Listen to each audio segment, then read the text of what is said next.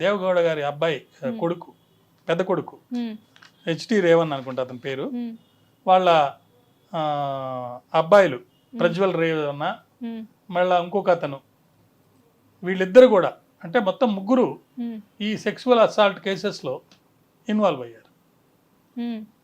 కరెక్ట్గా రిజల్ట్ అంటే ఎలక్షన్స్లో ఓటింగ్ అయిపోయిన తర్వాత ఈ ప్రజ్వల్ రేవణ్ అనే అతను వేరే దేశానికి పారిపోయారు.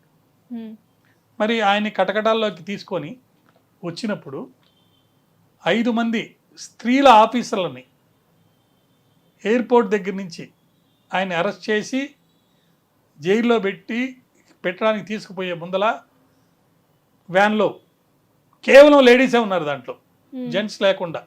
అంటే స్త్రీ శక్తి ఎంత స్ట్రాంగ్ అని చెప్పి చూపించేదానికోసంగా ఆ విధంగా ప్లాన్ చేసి పథకం ప్రకారం ఆయన అరెస్ట్ చేసి తీసుకురావడం జరిగింది.